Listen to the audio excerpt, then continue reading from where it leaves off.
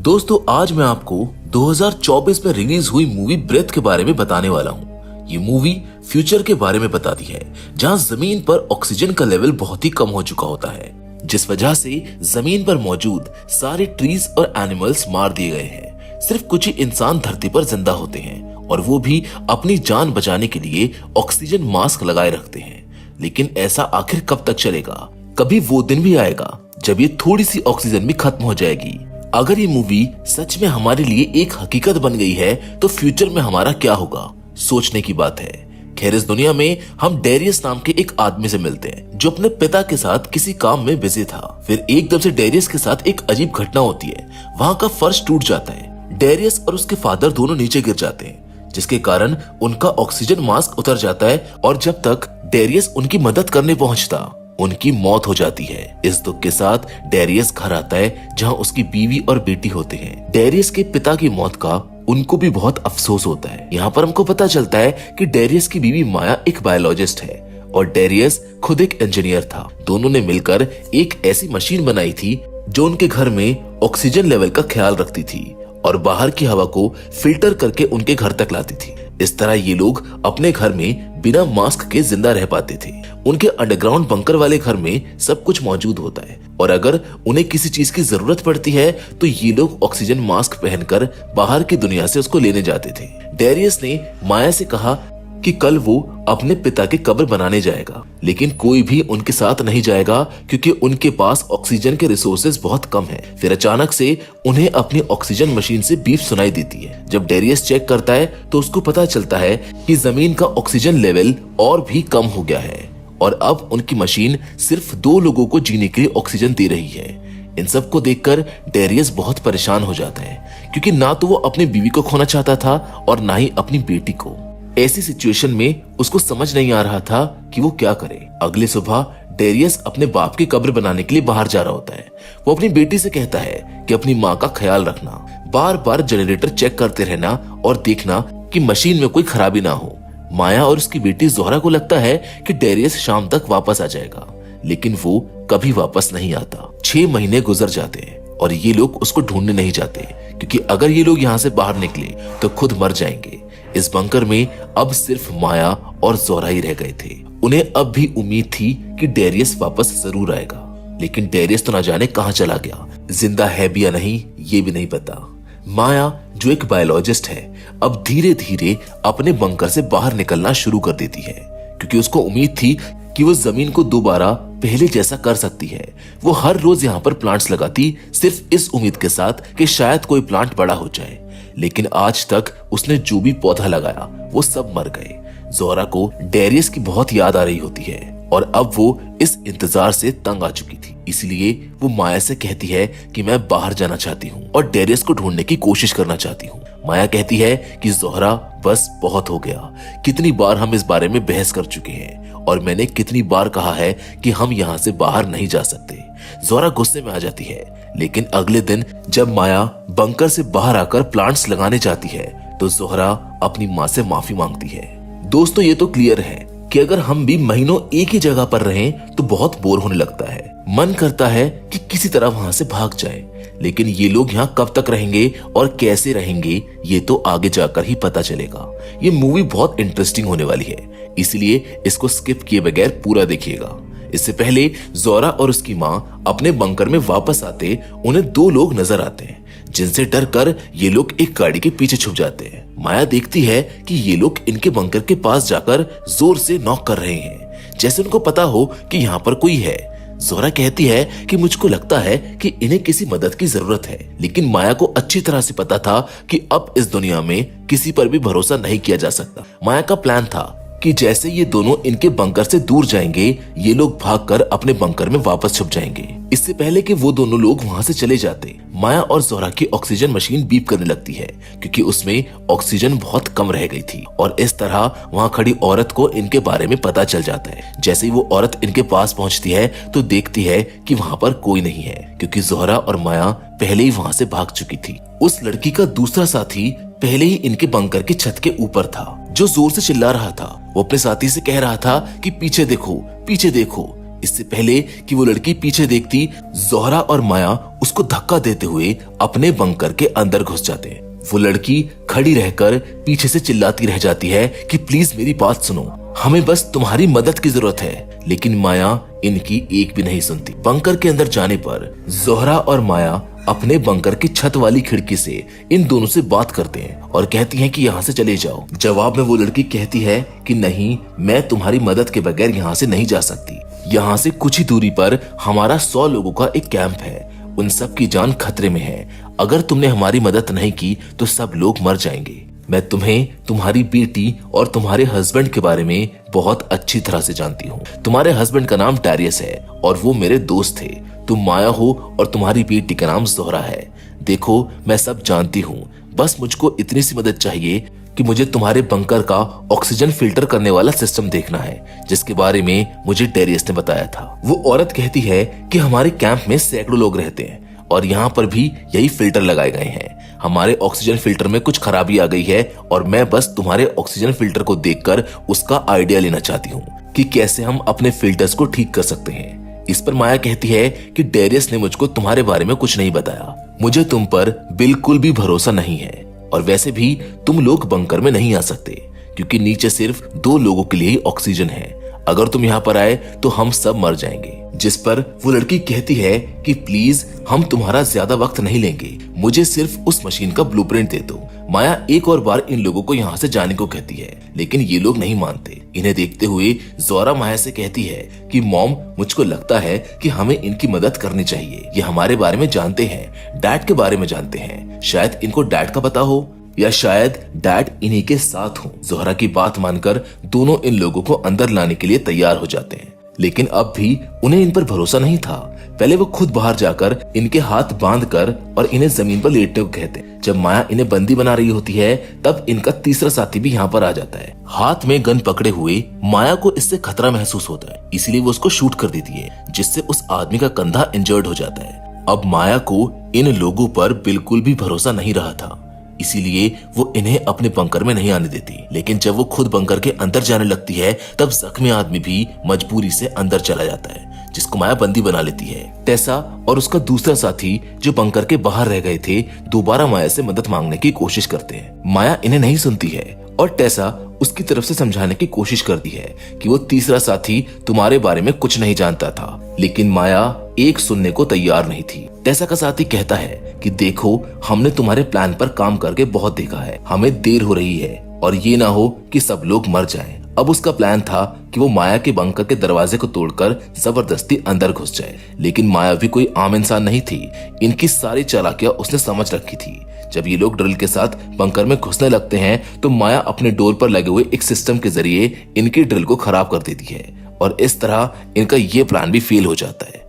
अब ये लोग एक नया प्लान बनाते हैं जिसमें टेसा माया के बंकर के ऊपर जाकर पाइप तोड़ने लग जाती है, जिसकी मदद से हवा इनके फिल्टर में जाती थी। टेसा अपने साथी से कहती है कि तुम बंकर के गेट के बाहर खड़े रहो, जैसे ही माया बाहर निकलेगी तुम उसको पकड़ लेना। लेकिन उसका साथी उसकी बात नहीं मानता है और माया बाहर निकलती है पर वो उसको पकड़ नहीं पाता है। माया मौका देखते हुए बंकर के ऊपर चढ़ जाती है और पाइप खोल देती है। पाइप खोलने के बाद माया, टेसा और उसके दूसरे साथी पर गोली चलाना शुरू कर देती है, लेकिन इस हमले से ये दोनों बच जाते हैं। अब टेसा अपने साथी पर बहुत गुस्सा होती है क्योंकि उसी की वजह से उनका पूरा प्लान फेल हो गया था। माया अब भी अपने बंकर के ऊपर छिपी हुई थी। जब टेसा के साथी कोई बात पता चलती है तो वो भी बंकर के ऊपर जाकर माया को पकड़ लेता है। ये लोग माया को जबरदस्ती लेकर जाते हैं और सीसीटीवी के सामने ले आते हैं, जहाँ से वो जोहरा से कहते हैं कि दरवाजा खोलो नहीं तो हम तुम्हारी मॉम को मार देंगे। ये दरवाजा या तो पास की तरफ से खुलता था या फिर अंदर की तरफ से।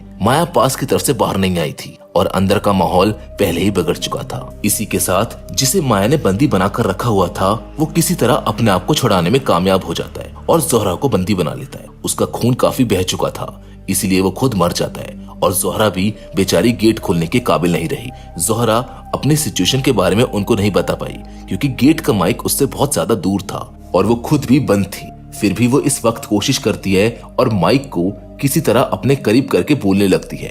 वो उनको बताती है कि शायद वो आदमी मर चुका है और मरने से पहले उसने मुझको बंद कर दिया है, इसीलिए मैं दरवाजा नहीं खोल सकती हूँ। ये सुनकर टेसा और उसके दूसरे साथी को बहुत गुस्सा आता है। गुस्से में टेसा अब माया से कहती है कि देखो, अंदर तुम्हारी बेटी भी फंसी हुई है, उसको बचाने के लिए अब तुम क्या करोगी? अब सच सच बताओ कि तुम क्या कर सकती हो इस बंकर को खोलने के लिए। जिस पर माया कहती है कि अब सिर्फ एक ही रास्ता है, लेकिन उसके लिए हमें बहुत दूर जाना पड़ेगा। एक और रास्ता है इस घर के अंदर जाने का, जो सिर्फ डेरियस के पास था। लेकिन डेरियस आज से 6 महीने पहले घर से निकला था और आज तक वापस नहीं आया। माया को ये पता था कि डेरियस आज से 6 महीने पहले घर से निकल गया था और आज तक वापस नहीं आया था। लेकिन एक और बड़ा सच था जो कि माया के अलावा किसी को मालूम नहीं था, और वो ये था कि डेरियस मर चुका है, क्योंकि उसे डेरियस का एक लेटर मिला था जिसमें लिखा हुआ था कि उनके बंकर में सिर्फ 2 लोगों के लिए ऑक्सीजन है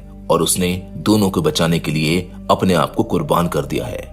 इसके बाद माया कहती है कि उसको पता है कि डेरियस की लाश कहां पर है, और वो डेरियस के पास से चाबी लेने के लिए टेसा को साथ लेकर निकल जाती है। रास्ते में माया टेसा को ये भी बताती है कि अगर तुमको लगता है कि उनकी मशीन अच्छी है तो ऐसा कुछ नहीं है। वक्त के साथ उसका ऑक्सीजन लेवल कम होता जा रहा है और एक वक्त ऐसा आएगा जब वो सिर्फ एक इंसान के लिए ऑक्सीजन बनाएगी, इसीलिए उनके पास बहुत कम वक्त है। डेरियस की मौत की बात अब तक माया ने ज़ोहरा से छुपाई हुई थी। थोड़े दूर जाने पर माया को डेरियस की लाश मिल जाती है, जिसको देखकर वो रो पड़ती है। वो डेरियस से कहती है कि उनके पास वक्त नहीं है और उन्हें जल्दी करना होगा क्योंकि उनकी ऑक्सीजन भी कम होने वाली थी। माया डेरियस के बैग से चाबी निकालती है। उसे एक गन भी मिलती है जिसको वो अपने पास रख लेती है। उसे एक ख्याल आता है कि वो टेसा को मार सकती थी और खुद वापस जा सकती थी, लेकिन वो टेसा की मदद करने का फैसला करती है क्योंकि अब उसको टेसा पर भरोसा होने लगा था। अब उन्हें माया के बंकर में वापस जाना था, लेकिन उनकी गाड़ी की सोलर बैटरी खत्म हो जाती है। माया की टांग जख्मी थी, इसीलिए वो चल नहीं सकती थी। इस वजह से वापस आना उनके लिए मुश्किल हो गया था। टेसा माया से कहती है कि वो यहाँ रुक जाए और चाबी दे दे, वो वापस आकर उसको ले आएगी। माया का उस पर भरोसा करना एक मुश्किल फैसला था। अब टेसा के ऊपर गन पॉइंट करते हुए टेसा भी माया पर गन पॉइंट करती है। वो कहती है कि अगर वो अपनी बेटी की जान बचाना चाहती है तो उसको चाबी देनी होगी। माया उसको चाबी देने पर मजबूर हो जाती है। कुछ घंटों की मेहनत के बाद टेसा बंकर तक वापस पहुंच जाती है, जहां उसका साथी पहले से मौजूद होता है। इन दोनों को देखकर ज़ोहरा घबरा जाती है और पूछती है कि मेरी माँ कहाँ पर है। टेसा कहती है कि वो ठीक है, उसका पांव जख्मी था इसीलिए वो यहाँ पर नहीं आई, लेकिन वो जिंदा है। ज़ोहरा पूछती है कि तुम्हें एक और चाबी कहाँ से मिली? ये तो मेरे डैड की चाबी थी। टेसा को ये कहना पड़ता है कि तुम्हारे डैड 6 महीने पहले मर चुके हैं, और ये सुनकर ज़ोहरा टूट जाती है। अब टेसा का दूसरा साथी टेसा के ऊपर गन पॉइंट कर देता है और गुस्से में कहता है कि जल्दी से अपना काम करो और मुझको ब्लूप्रिंट्स दे दो। लेकिन टेसा कहती है कि रुक जाओ, मुझे थोड़ा वक्त चाहिए, मुझे बाहर जाना है और माया को बचाना है। लेकिन वो आदमी ज़ोहरा पर गन पॉइंट करके टेसा से कहता है कि मुझे सिर्फ इस मशीन के ब्लूप्रिंट्स चाहिए, अगर तुमने मुझको नहीं दिए तो मैं इस लड़की को मार दूंगा। ना चाहते हुए भी टेसा उसकी फिल्ट्रेशन मशीन को खोल देती है, लेकिन वो समझ नहीं पाती कि करना क्या है, और अब मजबूरन उसे अपने दूसरे साथी को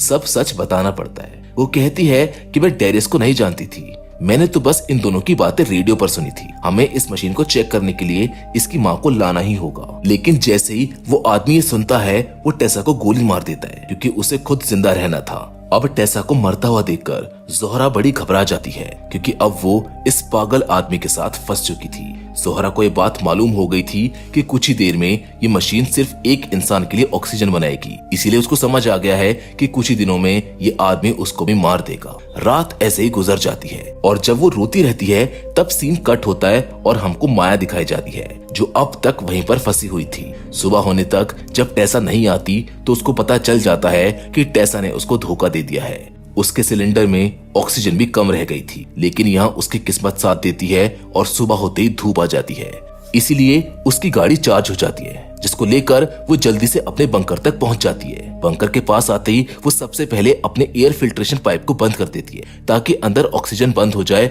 और जो लोग इस बंकर पर कब्जा करने आए हैं उन्हें भी समस्या का सामना करना पड़े। जैसे ही बंकर का सिस्टम खराब हो जाता है, वो आदमी ज़ोहरा से पूछता है कि ये क्या हो रहा है, इसको ठीक कैसे करना है। ज़ोहरा कहती है कि अक्सर सोलर सिस्टम में कुछ खराबी आ जाती है और इसको ठीक किया जा सकता है। इस तरह से वो आदमी ज़ोहरा को बाहर भेज देता है और बाहर आकर ज़ोहरा को माया मिल जाती है। दोनों एक दूसरे से मिलकर खुश होते हैं और एक दूसरे को गले लगा लेते हैं। दोनों मिलकर सिस्टम ठीक करते हैं। लेकिन जब जोहरा वापस बंकर के अंदर जाने की कोशिश करती है तो वो आदमी उसको अंदर आने नहीं देता है।